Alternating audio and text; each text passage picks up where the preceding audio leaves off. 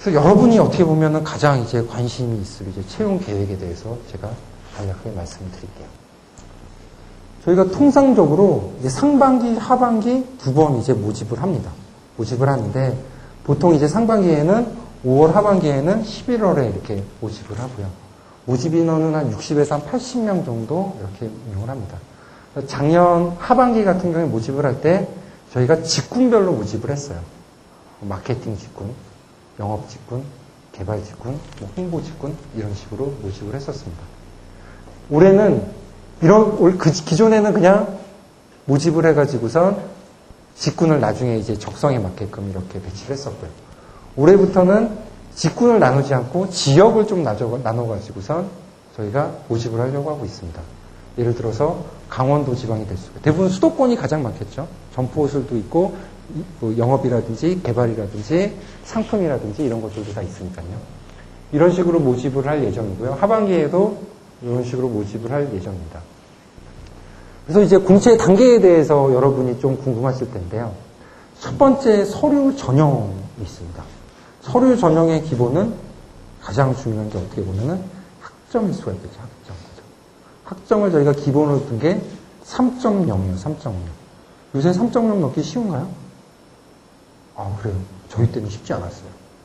저는 3.0 넘었었습니다. 훨씬. 네. 그러니까 일단은 서류 전형을 통해 가지고 가는 게 이제 학점이나 이런 것도 보고 자격이라든지 어학 능력이라든지 이런 것들도 같이 포함을 하고요. 플러스 자기가 이제 자기소개를 어떻게 하느냐에 대해서도 상당히 중요하겠죠. 그죠? 이런 것들도 들어가 있고요.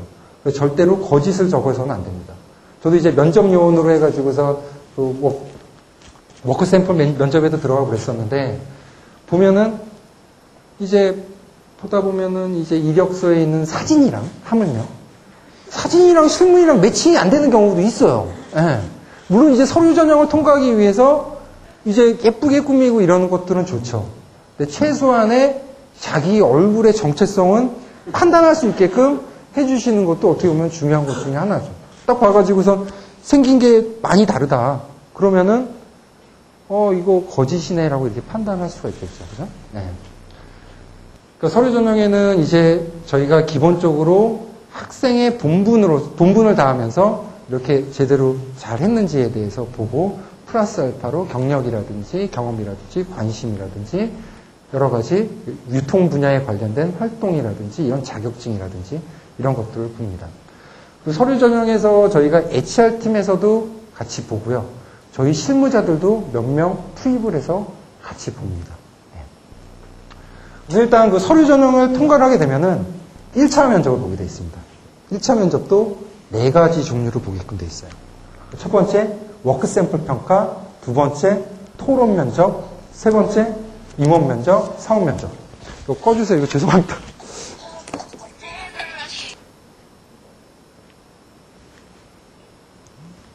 네. 제가 아이폰을 구매를 해가지고요. 아직까지 작동법을 잘 몰라요. 그러니까 저런 것들을 서버릇을 해야지, 이제 안 그러면 시대에 뒤처지겠더라고요. 그죠? 무리해서라도 저런 것들은 해야 된다고 저는 생각하는 사람 중에 하나입니다. 그러니까 첫 번째 워크 샘플 평가, 두 번째 토론 면접, 세 번째 임원 면접, 네 번째 사원 면접. 이렇게 이제 4가지가 있고요. 워크 샘플 평가에서는 저희가 주제를 하나를 던져줍니다.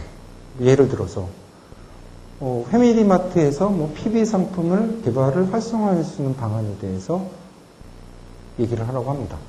이런 주제를 먼저 던져주고 생각할 시간을 한 5분 정도 주고 들어오죠. 들어오면 여기 이제 저를 포함한 이런 이제 저희 실무자 간부급들이 이렇게 이제 하죠. 근데 여기서 가장 중요한 거는 업무 지식도 중요하겠지만 그거보다 더 중요한 거는 해당 상황에 맞춰서 논리적으로 근거를 내세워가지고서 어떻게 운영을 하느냐가 첫 번째 그게 관점이에요. 업무 지식을 이렇게 표현하라는 게 아니라 얼마나 논리 정연하게 이렇게 자기 생각을 표현을 하는지에 대한 게 이제 가장 중요하겠죠. 두 번째, 토론 면접. 토론 면접은 어느 회사나 마찬가지겠지만은 토론을 하기 위해서 자기가 말하는 게 중요할까요? 상대방의 의견을 경청하는 게 중요할까요? 전자일까요? 후자일까요? 후자예요, 후자. 네. 상대방의 의견을 어떻게 경청을 하느냐에 맞춰가지고선 그걸 보고요. 그리고 또한 자기가 거기에 맞춰가지고선 어떻게 대응을 하느냐. 무조건 듣고 나서 공격적으로 얘기하는 것도 좋지는 않습니다. 커뮤니케이션 스킬을 종합적으로 보는 거예요. 말하는 방법, 듣는 방법, 어떻게 얘기를 할 때 중간에 치고 들어갈 때 어떻게 치고 들어가느냐. 이런 것들. 서로 감정 같은 것들 상하지 않게끔 이런 것들도 같이 보죠.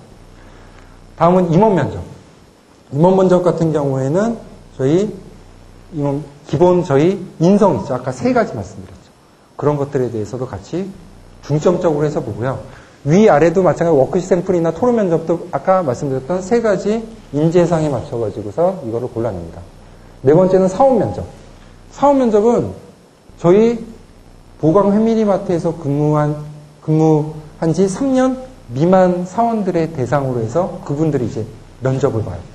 이렇게 하는 이유가 수평적인 관점에서 본인과 일을 같이 했을 때 얼마나 효과적으로 일을 할 수 있을까. 이런 것들을 보는 거예요. 사원들 입장에서. 또 간부들이 마찬가지로 이제 뭐 학교 생활 하시다 보면은 교수님한테 대하는 거하고 친구들하고 대하는 거하고 다른 사람들이 있죠. 그죠? 네. 이런 것들이 수평적 커뮤니케이션도 상당히 중요합니다. 실질적으로 일에 대한 성과를 내기 위해서는. 이런 것도 있고요. 기타 스태프 우대 채용 제도도 저희가 운영을 하고 있습니다.